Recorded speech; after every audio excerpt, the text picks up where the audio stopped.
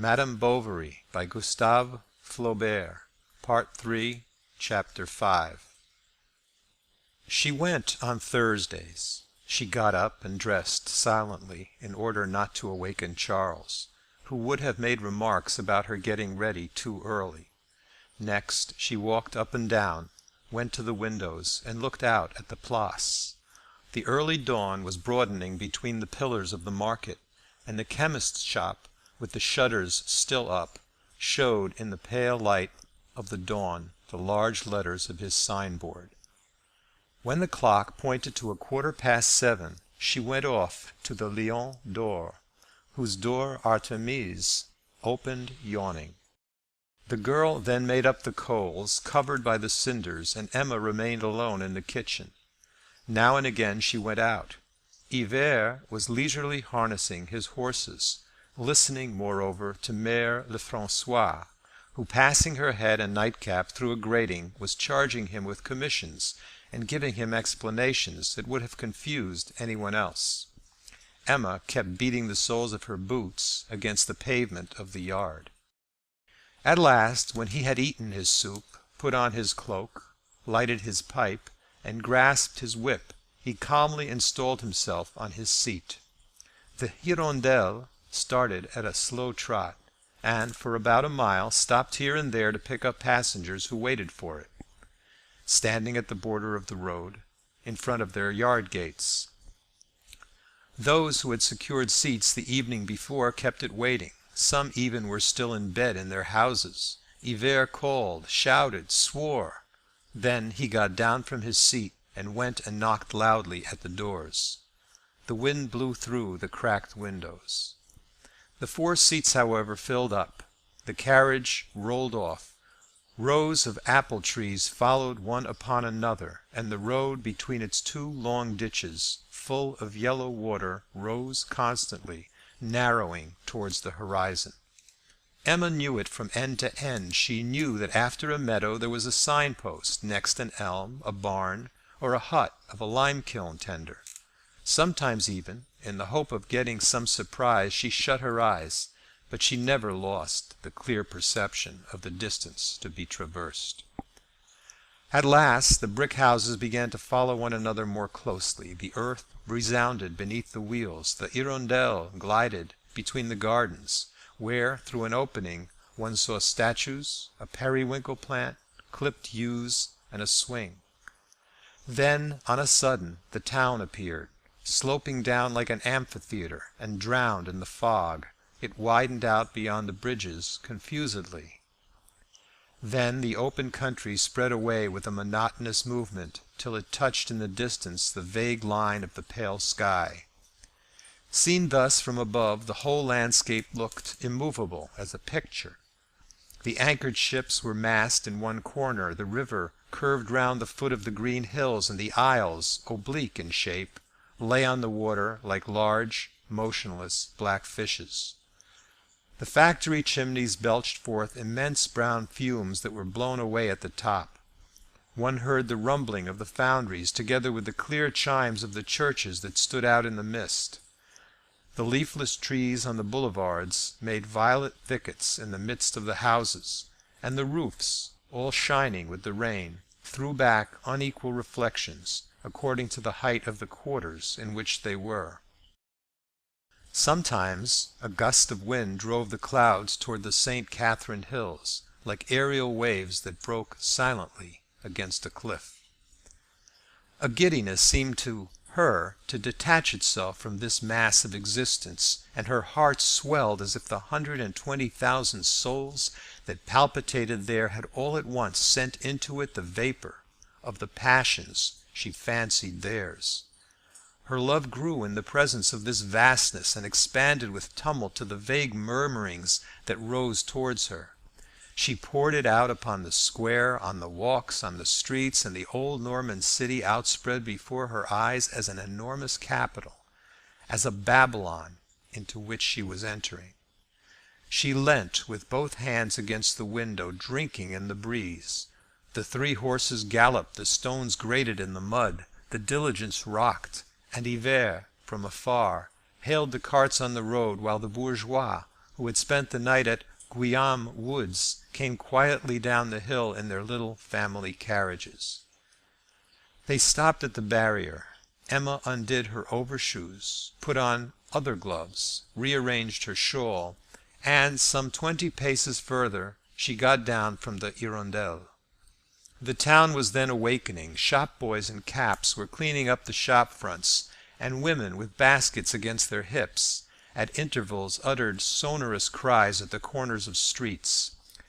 She walked with downcast eyes close to the walls, and smiling with pleasure under her lowered black veil. For fear of being seen, she did not usually take the most direct road. She plunged into dark alleys, and, all perspiring, reached the bottom of the Rue Nationale, near the fountain that stands there. It is the quarter for theatres, public houses, and whores. Often a cart would pass near her, bearing some shaky sceneries.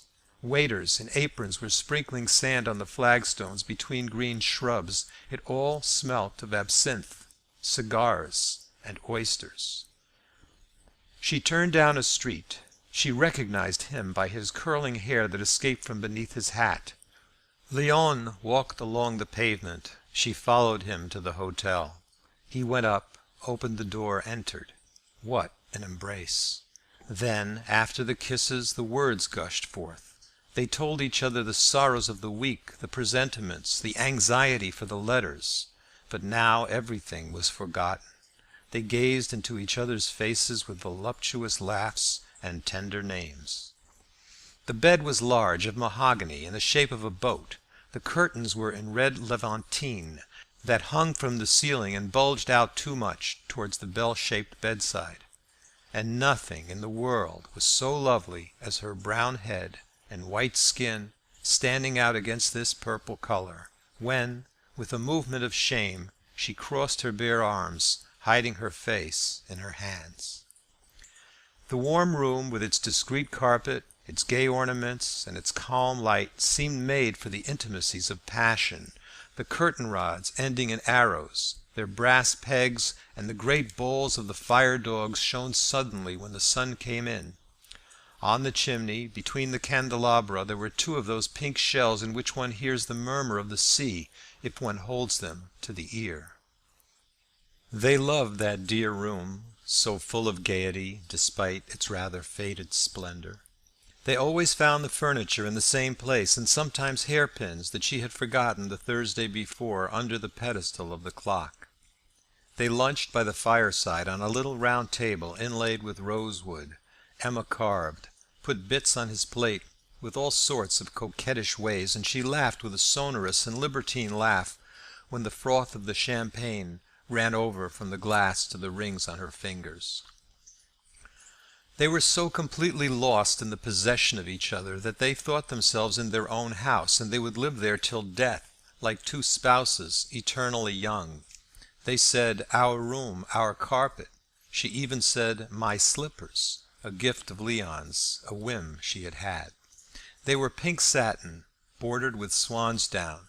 When she sat on his knees, her legs, then too short, hung in the air, and the dainty shoe, that had no back to it, was held only by the toes to her bare foot. He for the first time enjoyed the inexpressible delicacy of feminine refinements. He had never met this grace of language, this reserve of clothing, these poses of the weary dove. He admired the exultation of her soul and the lace on her petticoat. Besides, was she not a lady and a married woman, a real mistress, in fine? By the diversity of her humour, in turn mystical or mirthful, talkative, taciturn, passionate, careless, she awakened in him 1,000 desires, called up instincts or memories. She was the mistress of all the novels, the heroine of all the dramas, the vague she of all the volumes of verse. He found again on her shoulder the amber colouring of the odalisque bathing. She had the long waist of feudal chatelaines, and she resembled the pale woman of Barcelona. But above all, she was the angel. Often looking at her, it seemed to him that his soul, escaping towards her, spread like a wave about the outline of her head, and descended drawn down into the whiteness of her breast. He knelt on the ground before her, and with both elbows on her knees looked at her with a smile, his face upturned. She bent over him and murmured, as if choking with intoxication, "Oh, don't move! Do not speak! Look at me! Something so sweet comes from your eyes that helps me so much." She called him child. "Child, do you love me?" And she did not listen for his answer in the haste of her lips that fastened to his mouth. On the clock there was a bronze Cupid, who smirked as he bent his arms beneath a golden garland. They had laughed at it many a time, but when they had to part, everything seemed serious to them. Motionless in front of each other, they kept repeating, "Till Thursday, till Thursday." Suddenly she seized his head between her hands, kissed him hurriedly on the forehead, crying "Adieu," and rushed down the stairs. She went to a hairdresser's in the Rue de la Comédie to have her hair arranged. Night fell. The gas was lighted in the shop. She heard the bell at the theatre calling the mummers to the performance, and she saw, passing opposite, men with white faces and women in faded gowns going in at the stage door. It was hot in the room, small and too low, where the stove was hissing in the midst of wigs and pomades. The smell of the tongs, together with the greasy hands that handled her head, soon stunned her, and she dozed a little in her wrapper. Often, as he did her hair, the man offered her tickets for a masked ball.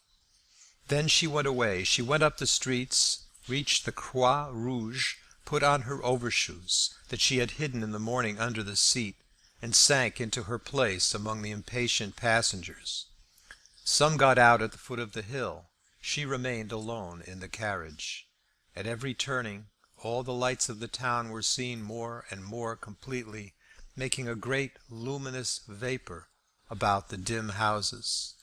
Emma knelt on the cushions, and her eyes wandered over the dazzling light. She sobbed, called on Léon, sent him tender words and kisses lost in the wind.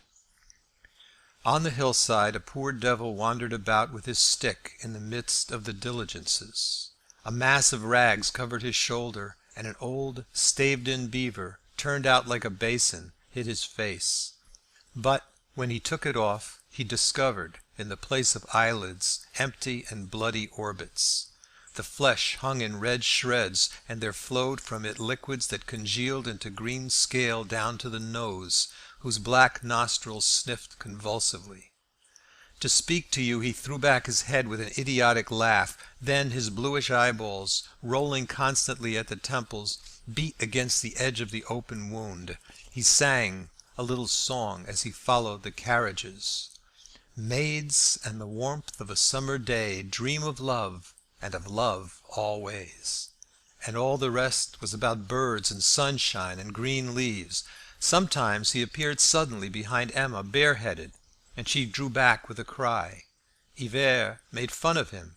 He would advise him to get a booth at the Saint-Romain fair, or else ask him, laughing, how his young woman was. Often they had started when, with a sudden movement, his hat entered the diligence through the small window, while he clung with his other arm to the footboard, between the wheels splashing mud. His voice, feeble at first and quavering, grew sharp. It resounded in the night like the indistinct moan of a vague distress, and through the ringing of the bells, the murmur of the trees, and the rumbling of the empty vehicle, it had a far-off sound that disturbed Emma. It went to the bottom of her soul like a whirlwind in an abyss, and carried her away into the distances of a boundless melancholy. But Hivert, noticing a weight behind, gave the blind man sharp cuts with his whip. The thong lashed his wounds, and he fell back into the mud with a yell. Then the passengers in the "Hirondelle" ended by falling asleep, some with open mouths, others with lowered chins, leaning against their neighbour's shoulder, or with their arm passed through the strap, oscillating regularly with the jolting of the carriage and the reflection of the lantern swinging without, on the crupper of the wheeler. Penetrating into the interior through the chocolate calico curtains grew sanguineous shadows over all these motionless people. Emma, drunk with grief, shivered in her clothes, feeling her feet grow colder and colder, and death in her soul. Charles at home was waiting for her. The "Hirondelle" was always late on Thursdays. Madame arrived at last, and scarcely kissed the child. The dinner was not ready. No matter. She excused the servant. This girl now seemed allowed to do just as she liked. Often her husband, noting her pallor, asked if she were unwell. "No," said Emma. "But," he replied, "you seem so strange this evening." "Oh, it's nothing, nothing." There were even days when she had no sooner come in than she went up to her room, and Justin, happening to be there, moved about noiselessly, quicker at helping her than the best of maids. He put the matches ready, the candlestick, a book, arranged her nightgown, turned back the bedclothes. "Come," she said, "that will do.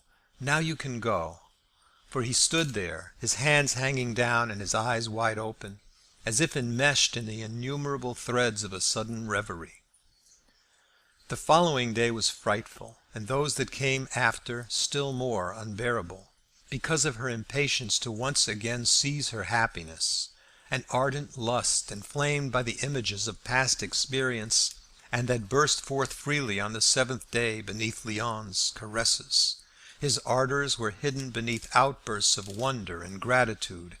Emma tasted this love in a discreet, absorbed fashion, maintained it by all the artifices of her tenderness, and trembled a little lest it should be lost later on. She often said to him with her sweet, melancholy voice, "Ah, you too will leave me. You will marry. You will be like all the others." He asked, "What others?" "Why, like men," she replied. Then added, repulsing him with a languid movement, "You are all evil."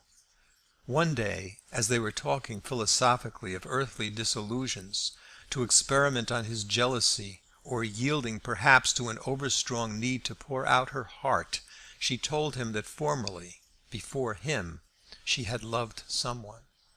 "Not like you," she went on quickly, protesting by the head of her child that nothing had passed between them. The young man believed her, but none the less questioned her to find out what he was. "He was a ship's captain, my dear." Was this not preventing any inquiry, and at the same time assuming a higher ground through this pretended fascination exercised over a man who must have been of warlike nature and accustomed to receive homage? The clerk then felt the lowliness of his position. He longed for epaulets, crosses, titles, all that would please her. He gathered that from her spendthrift habits. Emma nevertheless concealed many of these extravagant fancies, such as her wish to have a blue tilbury to drive into Rouen, drawn by an English horse and driven by a groom in top boots. It was Justin who had inspired her with this whim, by begging her to take him into her service as valet de chambre, and if the privation of it did not lessen the pleasure of her arrival at each rendezvous, it certainly augmented the bitterness of the return. Often, when they talked together of Paris, she ended by murmuring, "Ah, how happy we should be there!" "Are we not happy?" gently answered the young man, passing his hands over her hair. "Yes, that's true," she said. "I am mad. Kiss me." To her husband she was more charming than ever. She made him pistachio creams and played him waltzes after dinner. So he thought himself the most fortunate of men, and Emma was without uneasiness when, one evening, suddenly he said, "It is Mademoiselle l'Empereur, isn't it, who gives you lessons?" "Yes." "Well, I saw her just now," Charles went on, "at Madame Liger's. I spoke to her about you, and she doesn't know you." This was like a thunderclap. However, she replied quite naturally, "Ah, no doubt she forgot my name."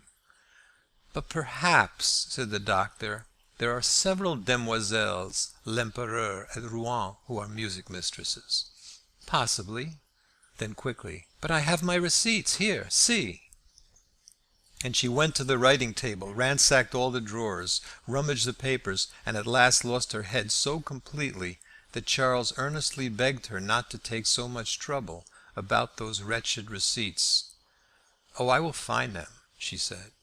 And in fact, on the following Friday, as Charles was putting on one of his boots in the dark cabinet where his clothes were kept, he felt a piece of paper between the leather and his sock. He took it out and read: "Received for 3 months' lessons and several pieces of music, the sum of 63 francs.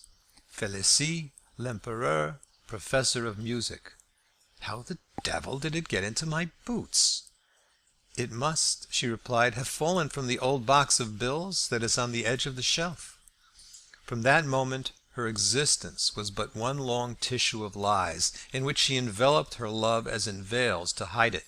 It was a want, a mania, a pleasure carried to such an extent that if she said she had the day before walked on the right side of a road, one might know she had taken the left.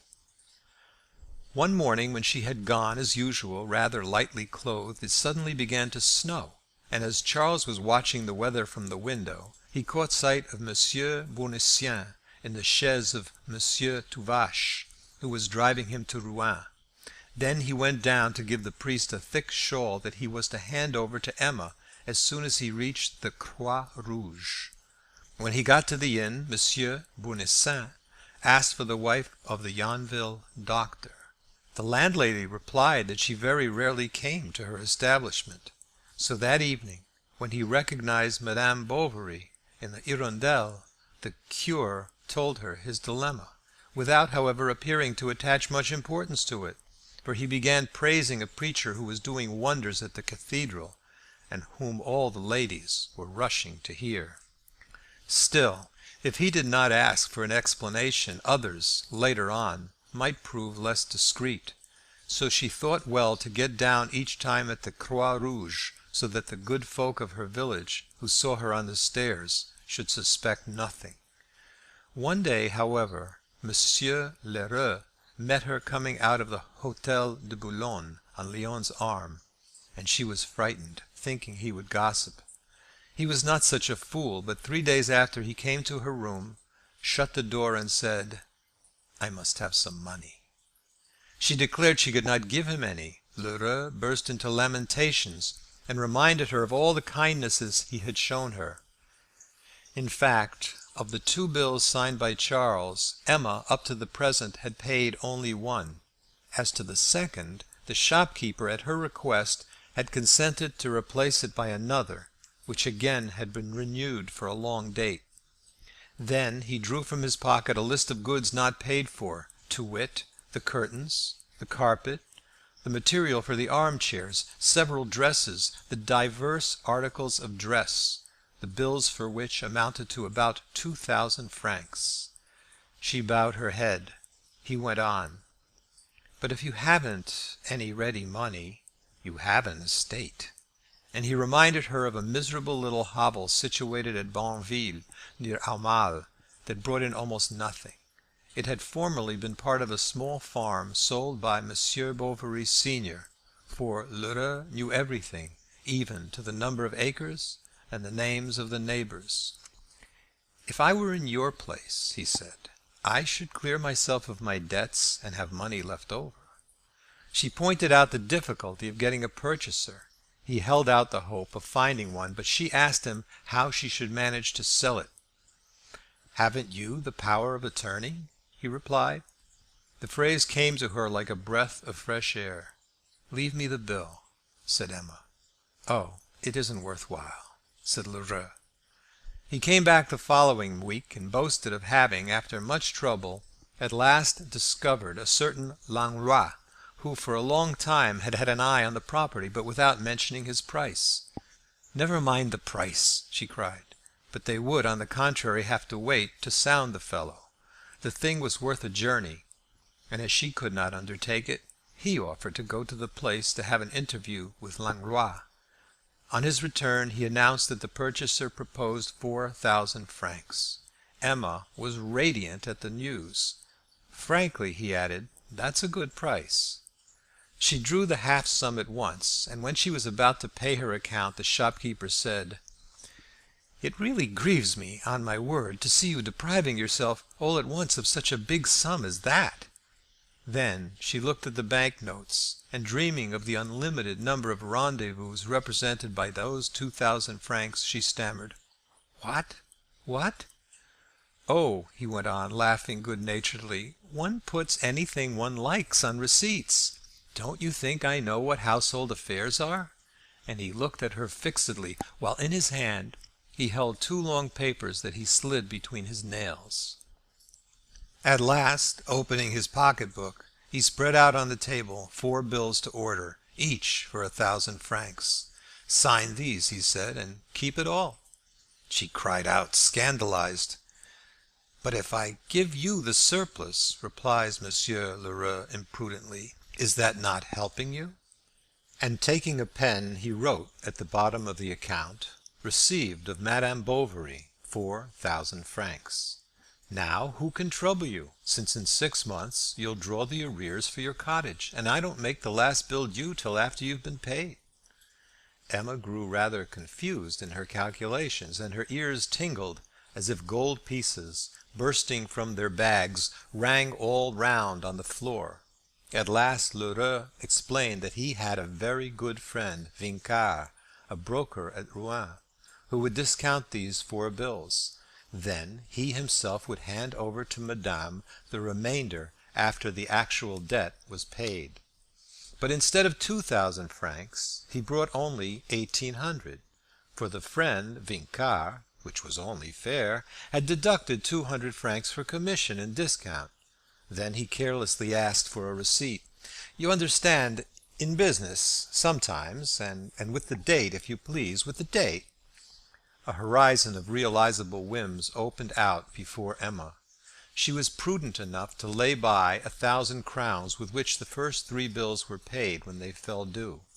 But the fourth, by chance, came to the house on a Thursday, and Charles, quite upset, patiently awaited his wife's return for an explanation. If she had not told him about this bill, it was only to spare him such domestic worries. She sat on his knees, caressed him, cooed to him, gave him a long enumeration of all the indispensable things that had been got on credit. "Really, you must confess, considering the quantity, it isn't too dear." Charles, at his wits' end, soon had recourse to the eternal Lheureux, who swore he would arrange matters if the doctor would sign him 2 bills, one of which was for 700 francs, payable in 3 months. In order to arrange for this he wrote his mother a pathetic letter. Instead of sending a reply, she came herself, and when Emma wanted to know whether he had got anything out of her, "Yes," he replied, "but she wants to see the account." The next morning at daybreak Emma ran to Lheureux to beg him to make out another account for not more than 1,000 francs, for to show the one for 4,000 it would be necessary to say that she had paid 2/3, and confess, consequently, the sale of the estate. A negotiation admirably carried out by the shopkeeper, and which, in fact, was only actually known later on. Despite the low price of each article, Madame Bovary senior, of course, thought the expenditure extravagant. "Couldn't you do without a carpet? Why have recovered the armchairs? In my time there was a single armchair in a house for elderly persons. At any rate, it was so at my mother's, who was a good woman, I can tell you. Everybody can't be rich. No fortune can hold out against waste. I should be ashamed to coddle myself as you do, and yet I am old. I need looking after. And there, fitting up gowns, fallals. What, silk for lining at 2 francs, when you can get jaconet for 10 sous, or even for 8, that would do well enough?" Emma, lying on a lounge, replied as quietly as possible, "Ah, madame, enough, enough." The other went on lecturing her, predicting they would end in the workhouse, but it was Bovary's fault. Luckily he had promised to destroy the power of attorney. What? Ah, he swore he would, went on the good woman. Emma opened the window, called Charles, and the poor fellow was obliged to confess the promise torn from him by his mother. Emma disappeared, then came back quickly, and majestically handed her a thick piece of paper. "Thank you," said the old woman, and she threw the power of attorney into the fire. Emma began to laugh, a strident, piercing, continuous laugh. She had an attack of hysterics. "Oh, my God!" cried Charles. "Ah, you really are wrong. You came here and make scenes with her." His mother, shrugging her shoulders, declared it was all put on. But Charles, rebelling for the first time, took his wife's part, so that Madame Bovary senior said she would leave. She went the very next day, and on the threshold, as he was trying to detain her, she replied, "No, no, you love her better than me, and you're right. It's natural. For the rest, so much the worse. You'll see. Good day, for I am not likely to come soon again, as you say, to make scenes." Charles, nevertheless, was very crestfallen before Emma, who did not hide the resentment she still felt at his want of confidence, and it needed many prayers before she would consent to have another power of attorney. He even accompanied her to Monsieur Guillaumin to have a second one, just like the other, drawn up. "I understand," said the notary. "A man of science can't be worried with the practical details of life." And Charles felt relieved by this comfortable reflection, which gave his weakness the flattering appearance of higher preoccupation. And what an outburst the next Thursday at the hotel, in their room with Léon! She laughed, cried, sang, sent for sherbets, wanted to smoke cigarettes, seemed to him wild and extravagant, but adorable, superb. He did not know what recreation of her whole being drove her more and more to plunge into the pleasures of life. She was becoming irritable, greedy, voluptuous, and she walked about the streets with him, carrying her head high, without fear, so she said, of compromising herself. At times, however, Emma shuddered at the sudden thought of meeting Rodolphe, for it seemed to her that, although they were separated forever, she was not completely free from her subjugation to him. One night she did not return to Yonville at all. Charles lost his head with anxiety, and little Berthe would not go to bed without her mamma, and sobbed enough to break her heart. Justin had gone out searching the road at random. Monsieur Homais even had left his pharmacy.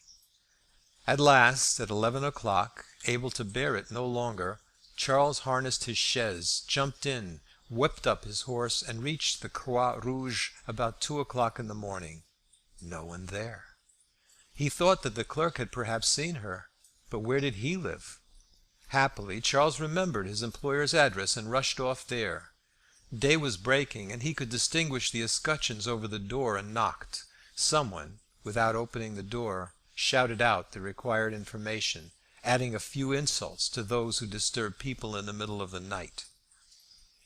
The house inhabited by the clerk had neither bell, knocker, nor porter. Charles knocked loudly at the shutters with his hands. A policeman happened to pass by. Then he was frightened and went away. "I'm mad," he said. "No doubt they kept her to dinner at Monsieur Lormeaux, but the Lormeaux no longer lived at Rouen. She probably stayed to look after Madame Dubreuil. Why, Madame Dubreuil has been dead these 10 months. Where can she be?" An idea occurred to him. At a café he asked for a directory, and hurriedly looked for the name of Mademoiselle l'Empereur, who lived at No. 74 Rue de la Reine des Maroquiniers. As he was turning into the street, Emma herself appeared at the end of it. He threw himself upon her rather than embraced her, crying, "What kept you yesterday? I was not well. What was it? Where? How?"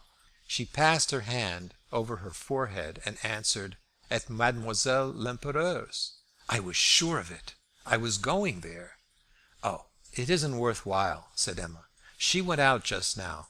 But for the future, don't worry. I do not feel free, you see, if I know that the least delay upsets you like this."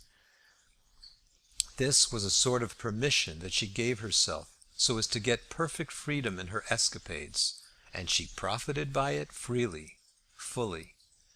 When she was seized with the desire to see Léon, she set out upon any pretext, and as he was not expecting her on that day, she went to fetch him at his office.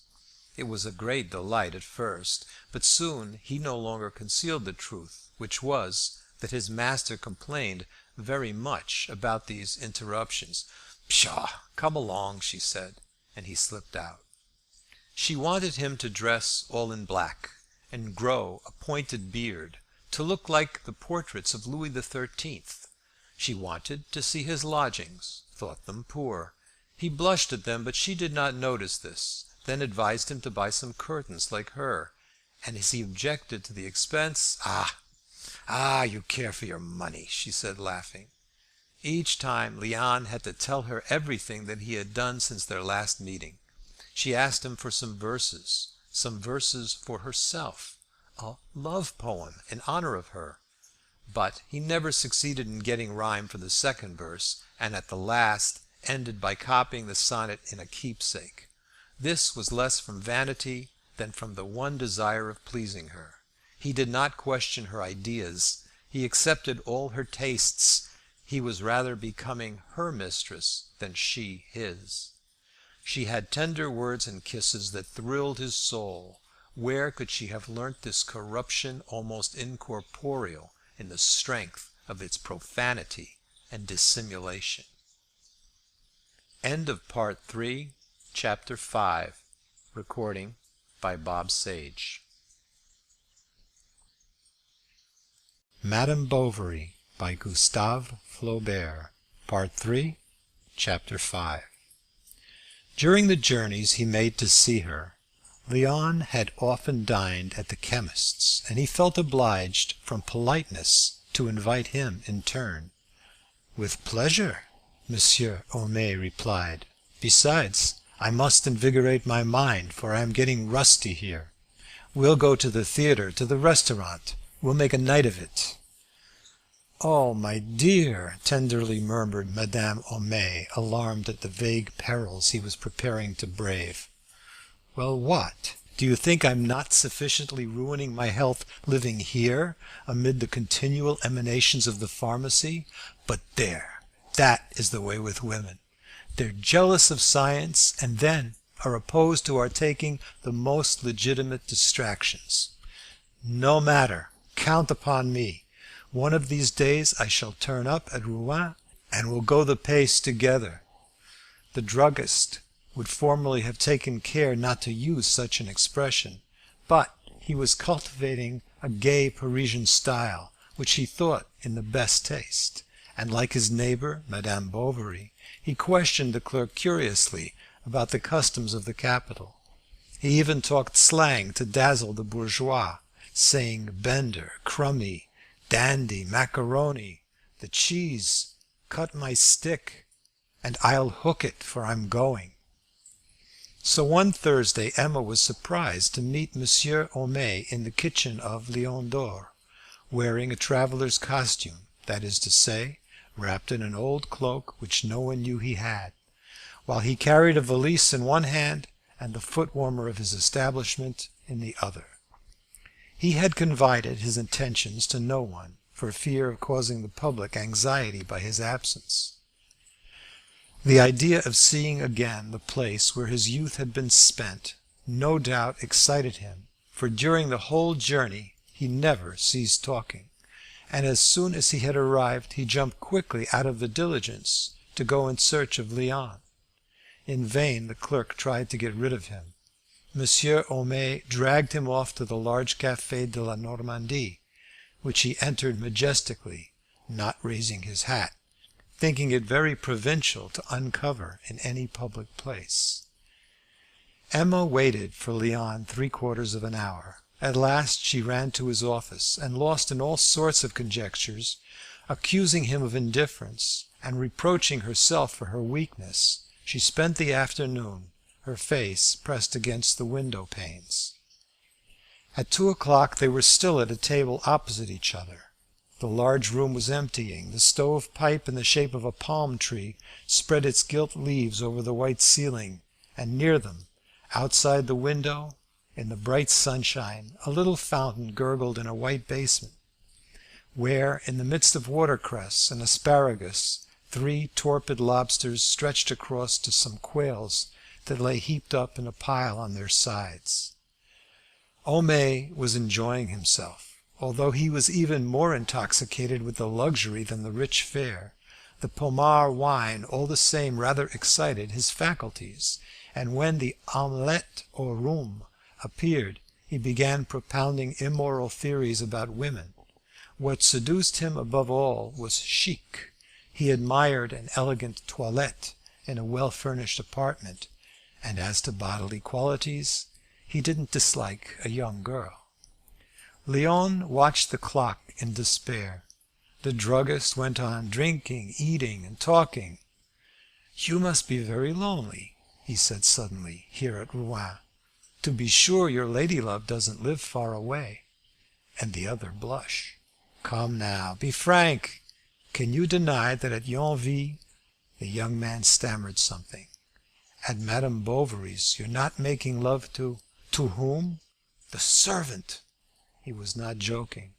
But vanity getting the best of prudence, Léon, in spite of himself, protested. Besides, he only liked dark women. "I approve of that," said the chemist. "They have more passion." And whispering into his friend's ear, he pointed out the symptoms by which one could find out if a woman had passion. He even launched into an ethnographic digression. The German was vapourish, the Frenchwoman licentious, the Italian passionate. "And negresses?" asked the clerk. "They are an artistic taste," said Homais. "Waiter, 2 cups of coffee." "Are we going at last?" asked Léon impatiently. "Ja." But before leaving he wanted to see the proprietor of the establishment, and made him a few compliments. Then the young man, to be alone, alleged he had some business engagement. "Ah, I will escort you," said Homais. And all the while he was walking through the streets with him, he talked of his wife, his children, of their future, and of his business, told him in what a decayed condition it had formerly been, and to what a degree of perfection he had raised it. Arrived in front of the Hôtel de Boulogne, Léon left him abruptly, ran up the stairs, and found his mistress in great excitement. At mention of the chemist she flew into a passion. He, however, piled up good reasons. It wasn't his fault. Didn't she know Homais? Did she believe that he would prefer his company? But she turned away. He drew her back, and sinking to his knees, clasped her waist with his arms in a languorous pose, full of concupiscence and supplication. She was standing up. Her large, flashing eyes looked at him seriously, almost terribly. Then tears obscured them. Her red eyelids were lowered. She gave him her hands, and Léon was pressing them to his lips when a servant appeared to tell the gentleman that he was wanted. "You will come back?" she said. "Yes." "But when?" "Immediately." "It's a trick," said the chemist when he saw Léon. "I wanted to interrupt this visit that seemed to me to annoy you. Let's go and have a glass of Garus at Bridoux." Léon vowed that he must get back to his office. Then the druggist joked him about quill drivers and the law. "Leave Cadieux and Bartol alone a bit." "Who the devil prevents you? Be a man. Let's go to Bridoux. You'll see his dog. It's very interesting." And as the clerk still insisted, "I'll go with you. I'll read the paper while I wait for you, or turn over the leaves of a code." Léon, bewildered by Emma's anger, Monsieur Homais' chatter, and perhaps by the heaviness of the luncheon, was undecided, and as it were, fascinated by the chemist. He kept repeating, "Let's go to Bridoux. It's just by here in the Rue Malpalu." Then, through cowardice, through stupidity, through the indefinable feeling that drags us into the most distasteful acts, he allowed himself to be led off to Bridoux, whom they found in his small yard, superintending 3 workmen, who panted as they turned the large wheel of a machine for making seltzer water. Homais gave them some good advice. He embraced Bridoux. They took some garus. 20 times Léon tried to escape, but the others seized him by the arm, saying, "Presently, I'm coming. We'll go to the Fanal de Rouen to see the fellows there. I'll introduce you to Thornassin." At last he managed to get rid of him, and rushed straight to the hotel. Emma was no longer there. She had just gone in a fit of anger. She detested him now. This failing to keep their rendezvous seemed to her an insult, and she tried to rake up other reasons to separate herself from him. He was incapable of heroism, weak, banal, more spiritless than a woman, avaricious too, and cowardly. Then, growing calmer, she at length discovered that she had, no doubt, calumniated him. But the disparaging of those we love always alienates us from them to some extent. We must not touch our idols. The guilt sticks to our fingers. They gradually came to talking more frequently of matters outside their love, and in the letters that Emma wrote him she spoke of flowers, verses, the moon, and the stars, naive resources of a waning passion, striving to keep itself alive by all external aids. She was constantly promising herself a profound felicity on her next journey. Then she confessed to herself that she felt nothing extraordinary. This disappointment quickly gave way to a new hope, and Emma returned to him more inflamed, more eager than ever. She undressed brutally, tearing off the thin laces of her corset that nestled around her hips like a gliding snake. She went on tiptoe, barefooted, to see once more that the door was closed. Then, pale, serious, and without speaking, with one movement she threw herself upon his breast with a long shudder. Yet there was upon that brow covered with cold drops, on those quivering lips, in those wild eyes, in the strain of those arms, something vague and dreary that seemed to Léon to glide between them subtly, as if to separate them. He did not dare to question her, but seeing her so skilled, she must have passed, he thought, through every experience of suffering and of pleasure. What had once charmed now frightened him a little. Besides, he rebelled against his absorption, daily more marked by her personality. He begrudged Emma this constant victory. He even strove not to love her. Then, when he heard the creaking of her boots, he turned coward, like drunkards at the sight of strong drinks. She did not fail, in truth, to lavish all sorts of attentions upon him, from the delicacies of food to the coquetries of dress and languishing looks. She brought roses to her breast from Yonville, which she threw into his face, was anxious about his health, gave him advice as to his conduct, and, in order the more surely to keep her hold on him, hoping perhaps that heaven would take part, she tied a medal of the Virgin round his neck. She inquired like a virtuous mother about his companions. She said to him, "Don't see them, don't go out, think only of ourselves, love me." She would have liked to be able to watch over his life, and the idea occurred to her of having him followed in the streets. Near the hotel there was always a kind of loafer who accosted travellers, and who would not refuse. But her pride revolted at this. Bah! So much the worse. Let him deceive me. What does it matter to me? As if I cared for him. One day, when they had parted early, and she was returning alone along the boulevard, she saw the walls of her convent. Then she sat down on a form in the shade of the elm trees. How calm that time had been! How she longed for the ineffable sentiments of love that she had tried to figure to herself out of books. The first month of her marriage, her rides in the wood, the Viscount that waltzed, and Lagardy singing, all repassed before her eyes, and Léon suddenly appeared to her as far off as the others. "Yet I love him," she said to herself. No matter. She was not happy. She never had been.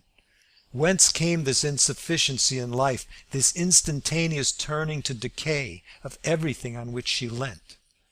But if there were somewhere a being strong and beautiful, a valiant nature full at once of exaltation and refinement, a poet's heart in an angel's form, a lyre with sounding chords ringing out elegiac epithalamia to heaven, why, perchance, should she not find him? Ah, how impossible! Besides, nothing was worth the trouble of seeking it. Everything was a lie. Every smile hid a yawn of boredom, every joy a curse, all pleasure satiety, and the sweetest kisses left upon your lips only the unattainable desire for a greater delight. A metallic clang droned through the air, and 4 strokes were heard from the convent clock. 4 o'clock, and it seemed to her that she had been there on that form an eternity. But an infinity of passions may be contained in a minute, like a crowd in a small space. Emma lived all absorbed in hers, and troubled no more about money matters than an archduchess. Once, however, a wretched-looking man, rubicund and bald, came to her house, saying he had been sent by Monsieur Vincart of Rouen. He took out the pins that held together the side pockets of his long green overcoat, stuck them into his sleeve, and politely handed her a paper. It was a bill for 700 francs, signed by her, and which Lheureux, in spite of all his professions, had paid away to Vincart. She sent her servant for him. He could not come. Then the stranger, who had remained standing, casting right and left curious glances that his thick, fair eyebrows hid, asked with a naive air, "What am I to take, Monsieur Vincart?" "Oh," said Emma, "tell him that I haven't it.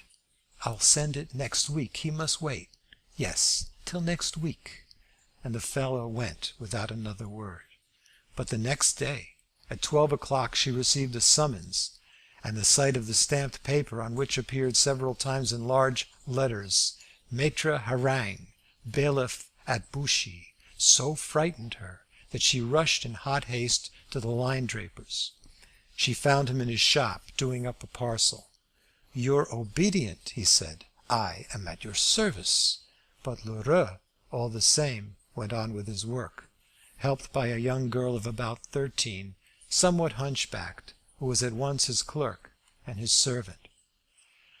Then, his clogs clattering on the shop boards, he went up in front of Madame Bovary to the front door, and introduced her into a narrow closet, where, in a large bureau in the sapon wood, lay some ledgers, protected by a horizontal padlocked iron bar. Against the wall, under some remnants of calico, one glimpsed a safe, but of such dimensions that it must contain something besides bills and money. Monsieur Lheureux, in fact, went in for pawnbroking, and it was there that he had put Madame Bovary's gold chain, together with the earrings of poor old Tellier, who, at last forced to sell out, had bought a meagre store of grocery at Quincampoix, where he was dying of catarrh amongst his candles, that were less yellow than his face. Lheureux sat down in a large cane armchair, saying, "What news?" "See!" and she showed him the paper. "Well, how can I help it?" Then she grew angry, reminding him of the promise he had given not to pay away her bills. He acknowledged it. "But I was pressed myself. The knife was at my throat." "And what will happen now?" she went on. "Oh, it's very simple. A judgment, and then a distraint. That's about it."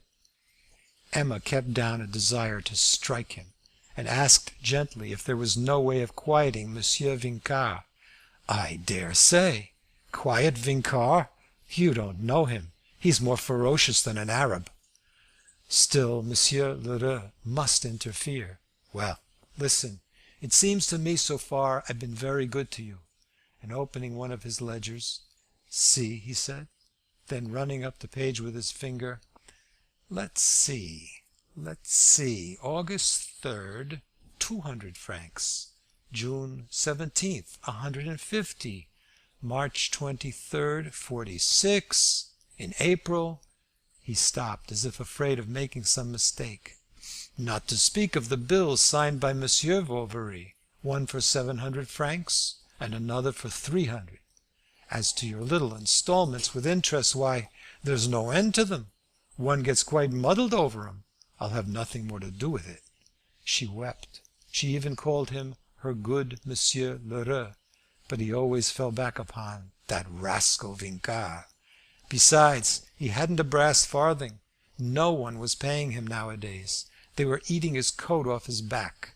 A poor shopkeeper like him couldn't advance money. Emma was silent, and Monsieur Lheureux, who was biting the feathers of a quill, no doubt became uneasy at her silence, for he went on: "Unless one of these days I have something coming in, I might. Besides," she said, "as soon as the balance of Bonneville—" "What?" And on hearing that Langlois had not yet paid, he seemed much surprised. Then, in a honeyed voice: "And we agree, you say?" "Oh, to anything you like." On this he closed his eyes to reflect, wrote down a few figures, and declaring it would be very difficult for him, that the affair was shady, and that he was being bled, he wrote out 4 bills for 250 francs each, to fall due month by month. "Provided that Vincart will listen to me. However, it's settled, and I don't play the fool. I'm straight enough." Next he carelessly showed her several new goods, not one of which, however, was in his opinion worthy of Madame. "When I think there's a dress at 3 halfpenny a yard, and warranted fast colours, and yet they actually swallow it. Of course, you understand, one doesn't tell them what it really is." He hoped by this confession of dishonesty to others to quite convince her of his probity to her. Then he called her back to show her 3 yards of guipure that he had lately picked up at a sale. "Isn't it lovely?" said Lheureux. "It is very much used now for the backs of armchairs. It's quite the rage."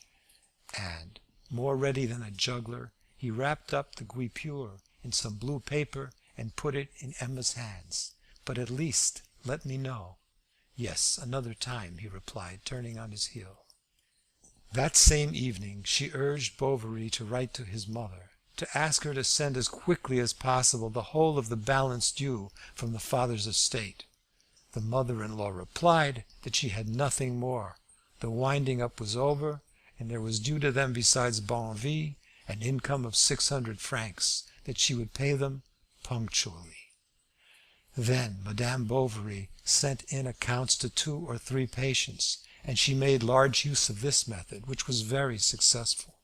She was always careful to add a postscript: "Do not mention this to my husband. You know how proud he is.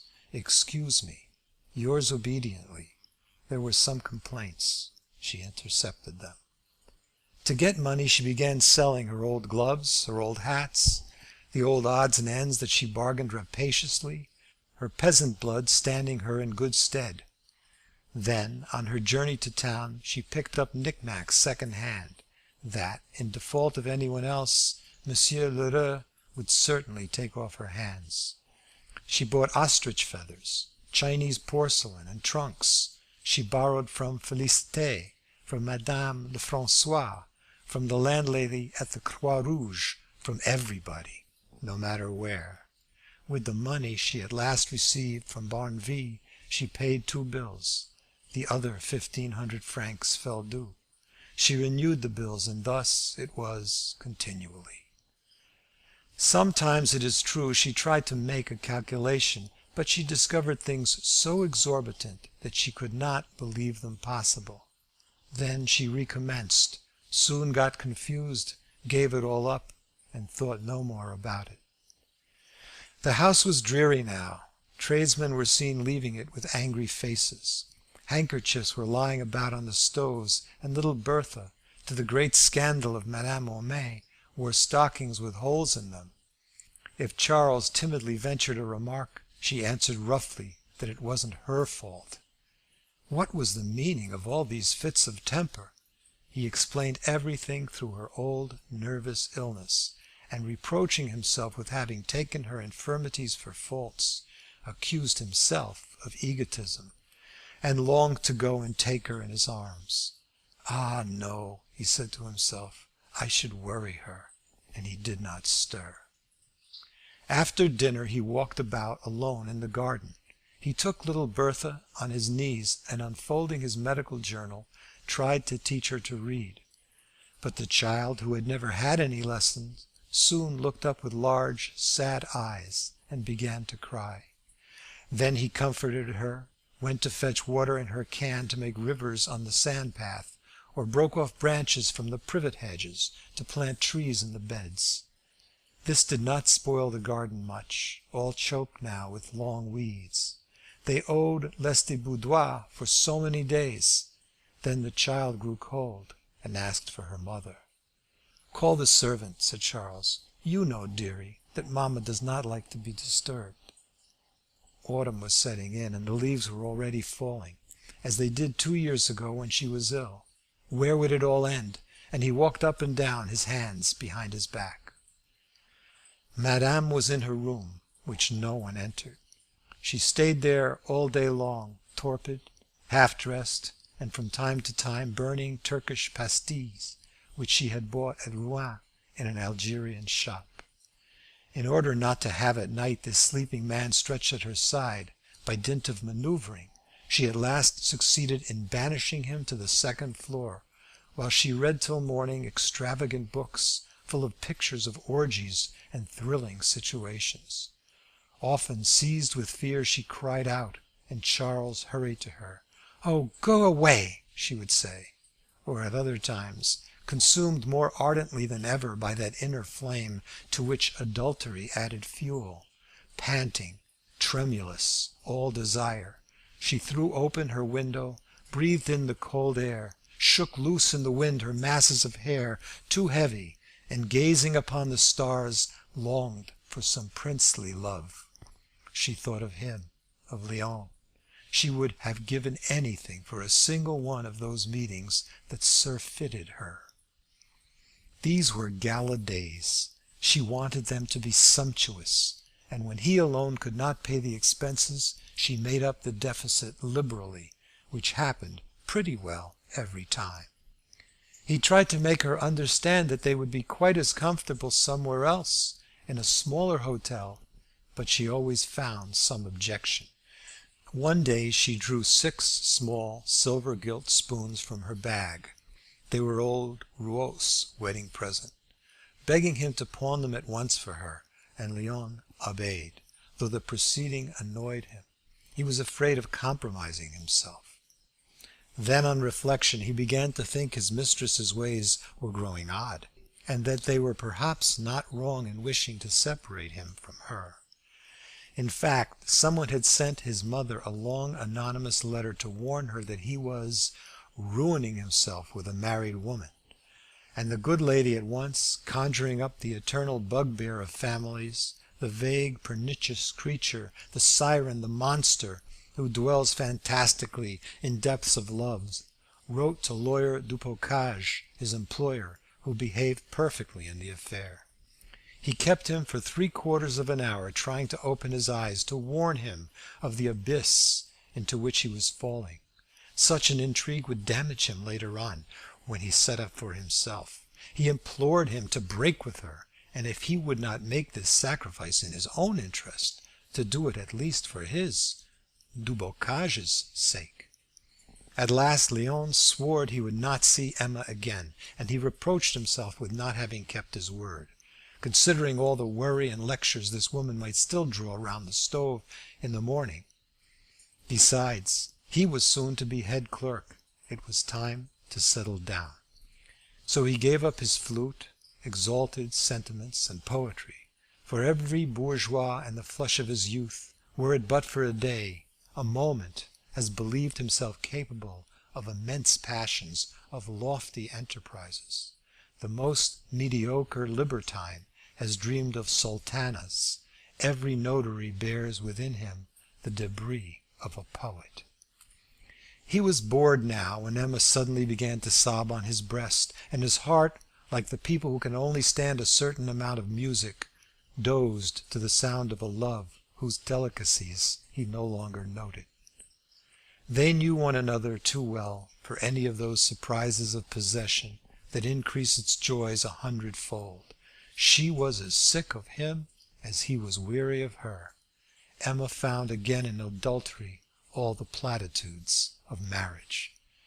But how to get rid of him?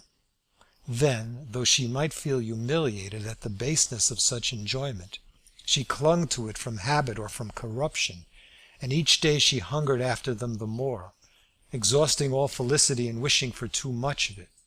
She accused Léon of her baffled hopes, as if he had betrayed her, and she even longed for some catastrophe that would bring about their separation, since she had not the courage to make up her mind to do it herself. She none the less went on writing him love letters, in virtue of the notion that a woman must write to her lover.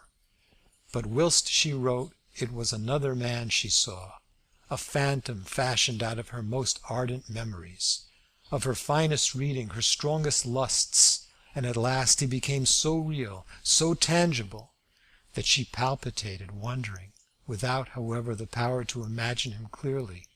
So lost was he, like a god, beneath the abundance of his attributes.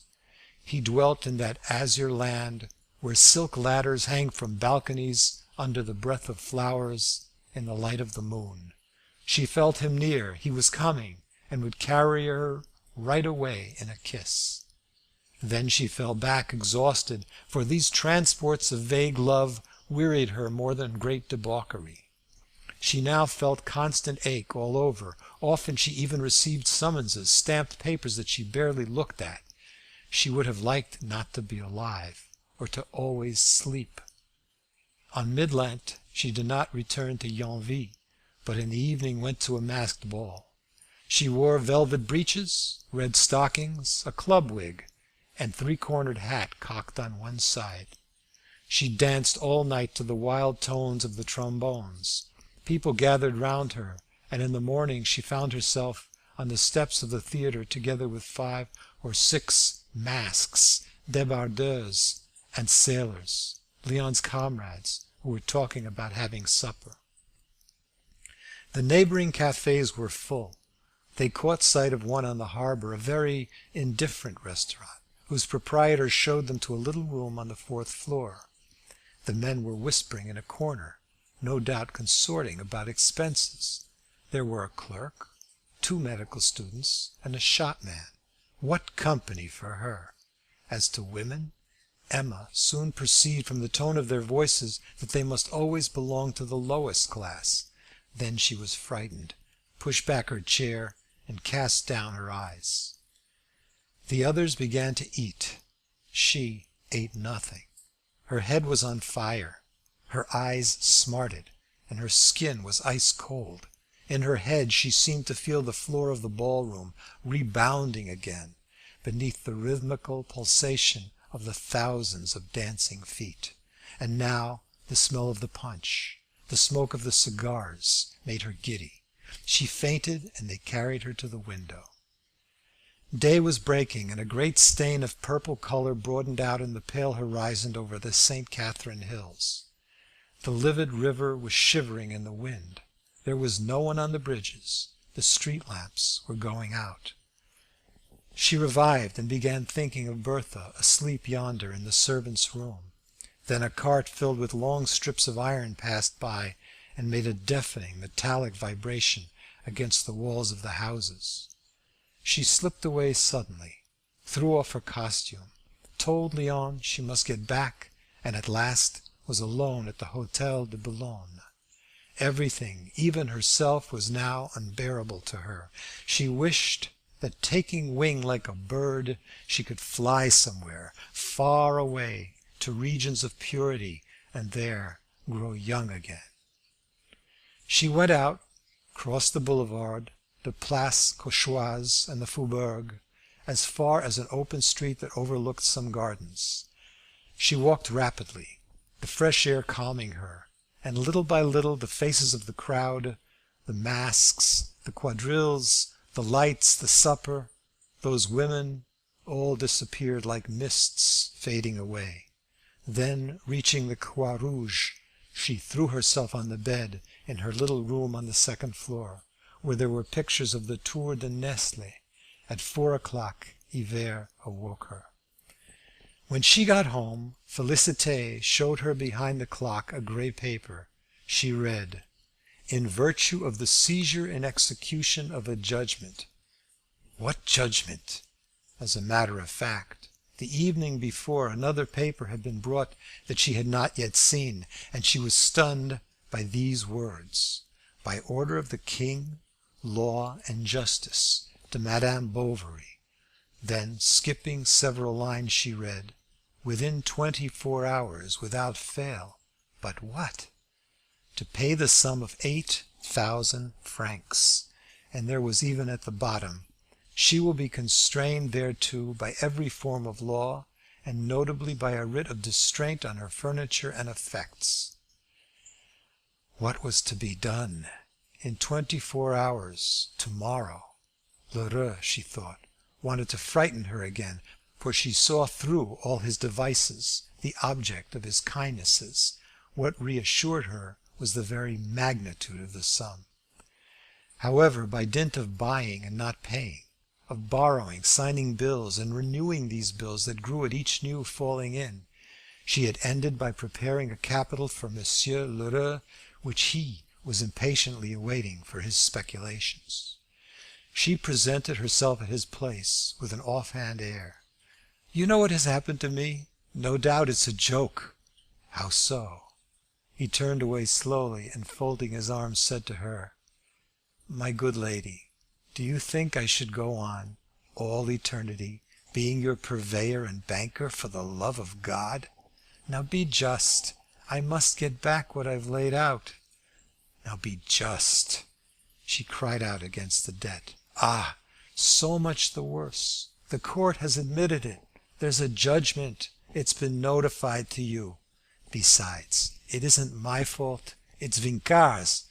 Could you not own nothing whatever? But still, now talk it over." And she began beating about the bush. She had known nothing about it. It was a surprise. "Whose fault is that?" said Lheureux, bowing ironically. "While I'm slaving like a nigger, you go gallivanting about." "Ah, no lecturing. It never does any harm," he replied. She turned coward. She implored him. She even pressed her pretty white and slender hand against the shopkeeper's knee. "There, that'll do. Any would think you want to seduce me." "You're a wretch!" she cried. Oh, go it, go it! I will show you up. I shall tell my husband." "All right, I too. I'll show your husband something." And Lheureux drew from his strong box the receipt for 1,800 francs that she had given him when Vincart had discounted the bills. "Do you think," he added, "that he'll not understand your little theft, the poor dear man?" She collapsed, more overcome than if felled by the blow of a poleaxe. He was walking up and down from the window to the bureau, repeating all the while, "Ah, I'll show him! I'll show him!" Then he approached her, and a soft voice said, "It isn't pleasant, I know. But after all, no bones are broken, and since that is the only way that is left for you paying back my money—" "But where am I to get any?" said Emma, wringing her hands. "Bah! When one has friends like you!" And he looked at her in so keen, so terrible a fashion that she shuddered to her very heart. "I promise you," she said, "to sign. I've enough of your signatures. I will sell something." "Get along," he said, shrugging his shoulders. "You've not got anything." And he called through the peephole that looked down into the shop, "Annette, don't forget the 3 coupons of number 14." The servant appeared. Emma understood, and asked how much money would be wanted to put a stop to the proceedings. "It is too late. But if I brought you several thousand francs, a quarter of the sum, a third, perhaps the whole—" "No, it's no use." and he pushed her gently towards the staircase. "I implore you, Monsieur Lheureux, just a few days more." She was sobbing. "There, tears now! You're driving me to despair." "What do I care?" he said, shutting the door. Chapter 6. Recording by Bob Sage.